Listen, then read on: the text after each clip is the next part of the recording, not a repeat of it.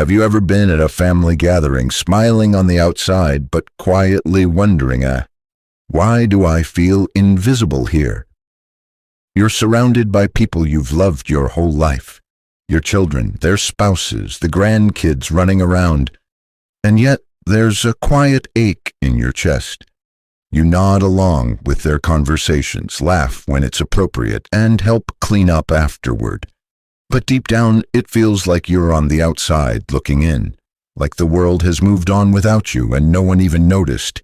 It's not something we talk about often, is it? That silent feeling of being left out, even in your own family. But if you've ever felt this way, please know you are not alone. It doesn't mean you're broken or that your family doesn't love you.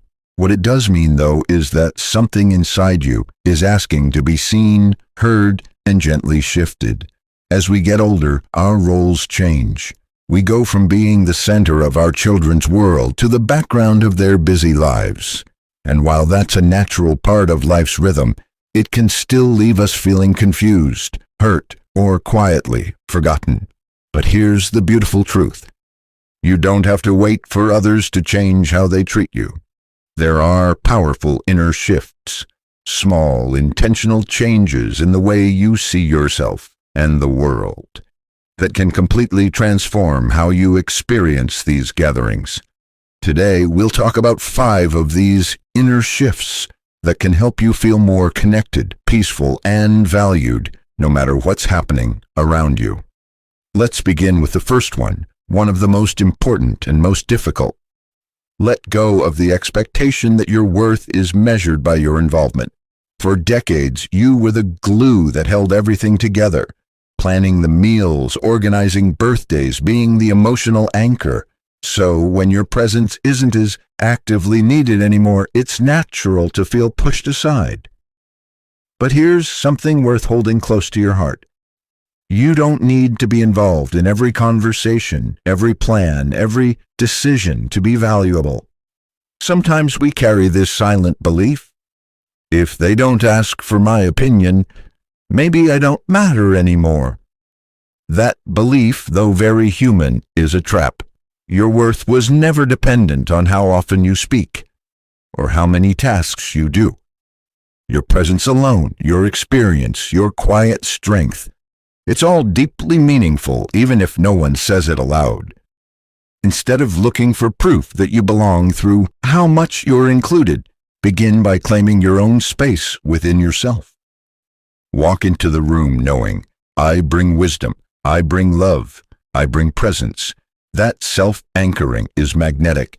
It changes how people respond to you without you ever needing to demand attention. Now, the second shift goes even deeper. Turn comparison into curiosity. It's easy to feel the sting of exclusion when you watch your children bonding with their in-laws, or your grandkids turning to their parents for every little thing. You might think, why don't they come to me like that? And that's okay. It's natural to feel that. But comparison creates distance. It keeps you trapped in a cycle of resentment and sadness, which slowly chips away at your peace. Instead, try turning that pain into curiosity. When you feel left out, gently ask yourself, what part of me is needing attention right now? Maybe it's the part that used to feel needed. Maybe it's a part that still wants to offer wisdom, comfort, or support. By becoming curious about your emotions instead of judging them or pushing them away, you open the door to healing. You might even notice subtle ways you've been pulling back out of fear of being hurt again. Maybe you stop telling stories or offering to help or sitting close when others are talking. And that's okay too. It's all a form of self-protection. But healing begins when you stop comparing and start reconnecting with yourself first. Curiosity also helps you observe others with more compassion. Maybe your daughter is distracted, not because she's ignoring you, but because she's overwhelmed. Maybe your grandson isn't chatty because he's a teenager navigating his own inner world. This doesn't excuse everything, but it does soften the edges of your hurt. It helps you stop personalizing every quiet moment. And here's something you might not hear often enough. You don't have to compete for love. Love isn't a pie with limited slices. There's room for new people in the family and for you.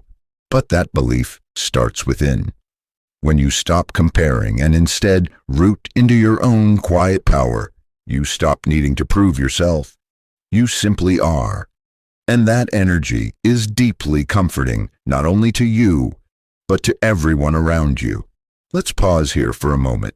Take a deep breath in and slowly let it out. Whatever you've been carrying, maybe for years, it's okay to feel it. It's okay to acknowledge the loneliness, the grief, the desire to be seen. You're not too sensitive. You're human. And healing begins when you give yourself. So now that you've taken those first steps, letting go of needing to prove your worth and shifting comparison into curiosity, you've already begun something powerful. You've stepped into a deeper kind of self-respect. And when you do that, your presence begins to speak louder than your words ever could. The next shift is one that surprises many people, but it's life-changing. Stop waiting for others to validate your presence. It's easy to fall into the trap of thinking, if only they'd acknowledge me more, invite me to talk, ask me about my life, show me I matter. But what if I told you that your sense of belonging isn't built on their invitation, but on your own inner permission? There is such quiet strength in being able to enter a room and know, I am here and that is enough. Not because you were asked to perform or entertain, not because you were assigned a task or given a role, but simply because you exist, and that alone gives you a rightful seat at the table. Of course, this is easier said than done, especially when you felt overlooked for so long. But imagine how different you'd feel walking into a gathering without the weight of hoping someone finally sees you. What would it feel like to sit with yourself confidently, to enjoy your own company even in a crowd? This kind of self-validation is an inner muscle, and it grows stronger when you stop outsourcing your worth to others. Begin with small things. Speak when you feel like speaking, not when you think it's expected. Wear something that makes you feel radiant, not what you think others want to see. Laugh out loud if something's funny. Be present in your own experience instead of trying to fit into someone else's. When you give yourself permission to be fully present, your energy shifts, and that shift invites others in. People are drawn to people who are comfortable with themselves.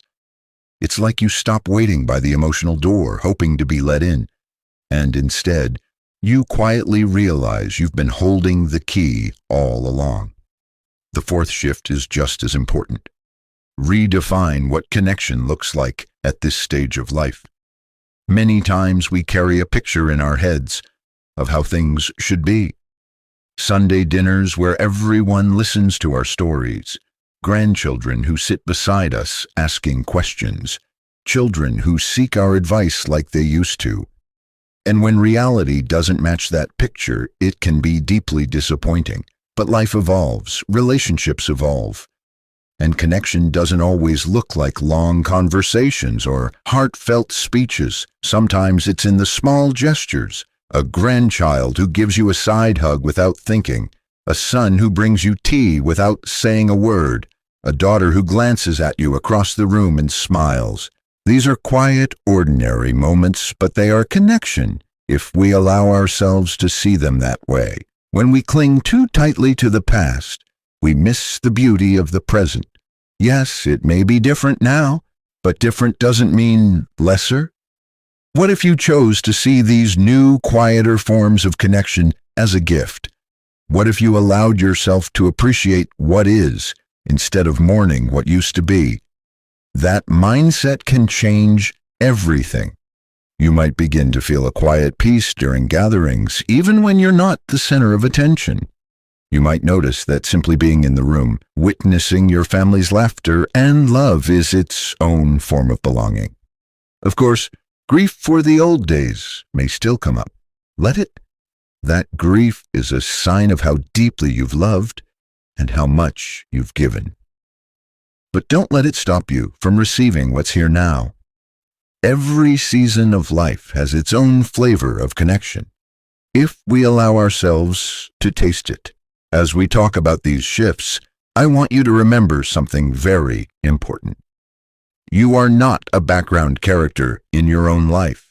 No matter how others behave, no matter how silent or distracted they may seem, you still have agency. You still have a voice. You still have so much to offer. And that brings us to something especially important in this journey. There's one more inner shift that ties everything together, and it may be the most liberating of all. Choose to create joy instead of waiting for it. When you feel left out, it's easy to withdraw, to shrink back, and to quietly tell yourself, I don't belong here. They don't need me anymore. That voice can become louder with each gathering until you're just going through the motions, present in body but absent in spirit. But here's the truth.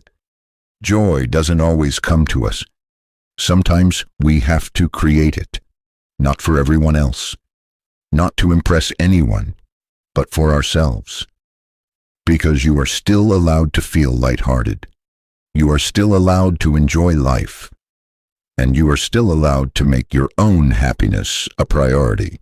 This doesn't mean forcing fake smiles or pretending everything's perfect. It means choosing to gently open yourself to moments of connection, laughter, and lightness, even if they're small. It might be striking up a short conversation with a grandchild about their favorite video game, even if you don't understand a word of it. Or offering to help in the kitchen, not because you need validation, but because it brings you closer to the moment. You can create joy by asking someone about their week, by offering a story from your past that brings a smile, by bringing a small treat to share or starting a little tradition of your own. These actions may seem tiny, but they shift your energy from waiting to be invited in to stepping forward with love. And something remarkable happens when you shift from passive to active presence.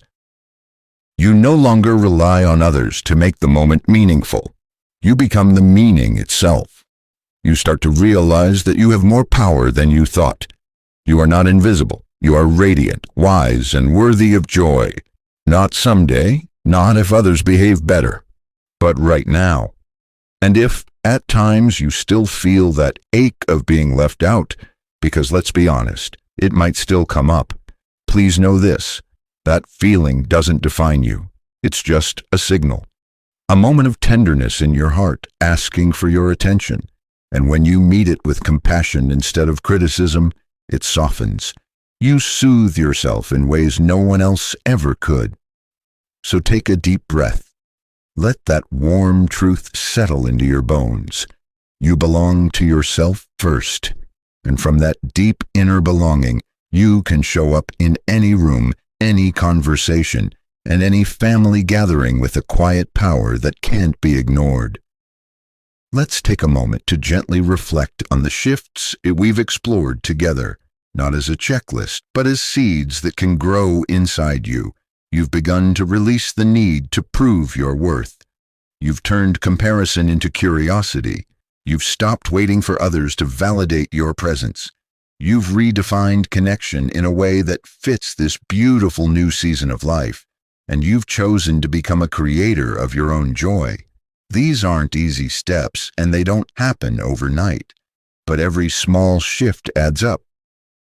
Over time, you'll notice your shoulders feel lighter, your heart feels softer, and those gatherings that once brought pain begin to feel like opportunities for peace, presence, and maybe even laughter. Remember this, you are not too old to feel joy, to feel seen, or to feel loved. Your presence matters more than you know. Even when it seems like no one's watching, your energy fills the room. Your legacy is already living and breathing in the lives of the people you helped raise, even if they forget to say it out loud. So the next time you walk into a family gathering, carry this truth in your heart. I am whole. I am worthy. I am loved. Even when it doesn't look or sound like it. You've made it this far with grace, resilience, and wisdom. Don't underestimate how powerful that is.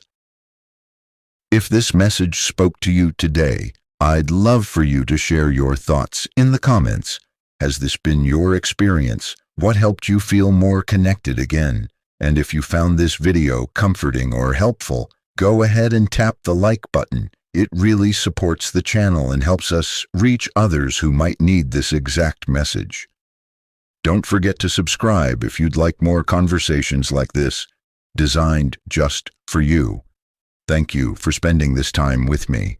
Here's to walking into the next family gathering, not with fear, but with quiet confidence, and to always remembering you are never truly left out when you've come home to yourself. Until next time, take care of your heart. You deserve that much and more.